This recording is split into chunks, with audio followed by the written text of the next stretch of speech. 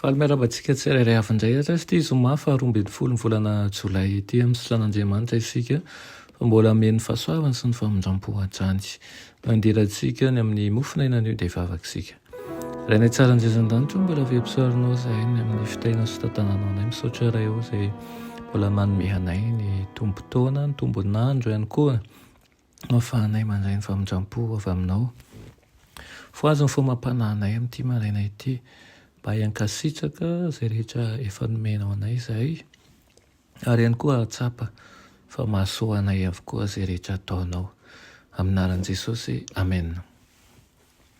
Lohateny mofona antsika androany dia manao hoe miara-mila betsaka loatra.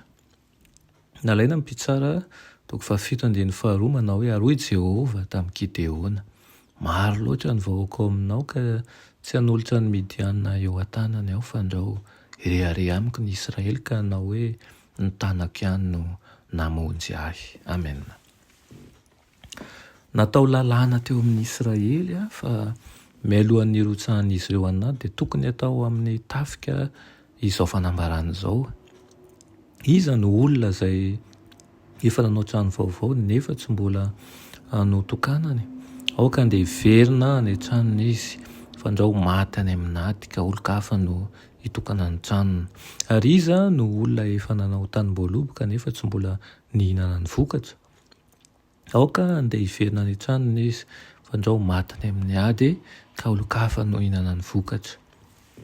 Ary iza no olona ary mbola niteny amin'ny olona ihany ny mpifehy azy ka nanao hoe iza no olona izay matahotra ka ho safo?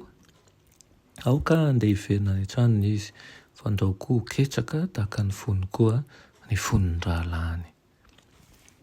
Satria moa izany vitsy momba izy ireo raha mitaha amin'ny isan'ny 9 dia tsy nataon'ny Gideona ilay fanambarana mahazatra. Kaka dia kaka izy raha nilazana avy eo amin'ny fahalehibe loatra hozy izy ny tafiny. Ny tompo anefa dia mahita ny avinavina sy ny tsy finoanany izy taopon'ny vahoakany.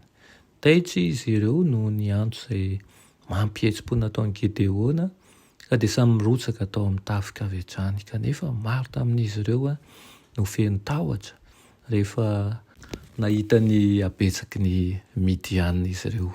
Raha andresy eo aza nefa ny Israely dia ireo indrindra no haka ny voninahitra ho an'ny tenany ka tsy mba naiko fa Andriamanitra ny fandresena.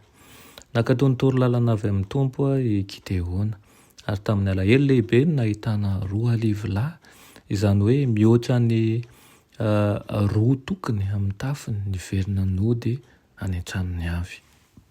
Tianao zavatra lehibe ho antsika tokoa ny tompo.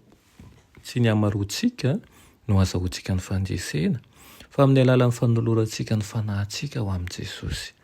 Tokony handroso amin'ny heriny isika sady mitoka amin'ilay Andriamanitra ny Israely mahefa ny zavatra rehetra. Misy lesona ho antsika ao amin'ny tantaran'ny tafika Gideona. Ankehitriny rian'Andriamanitra koa ny asa amin'ny alalan'ny ezaky ny olombelona ary ny hatanteraka zavatra lehibe amin'ny alalan'ny fitaovana marefo.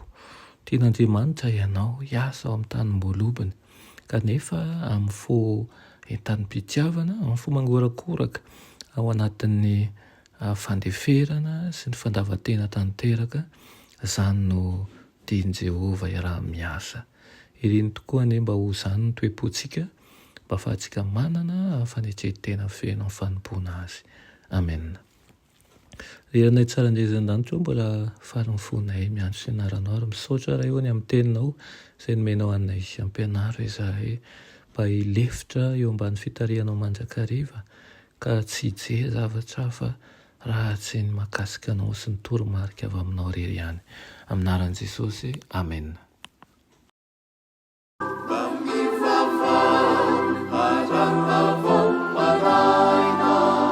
Saruvire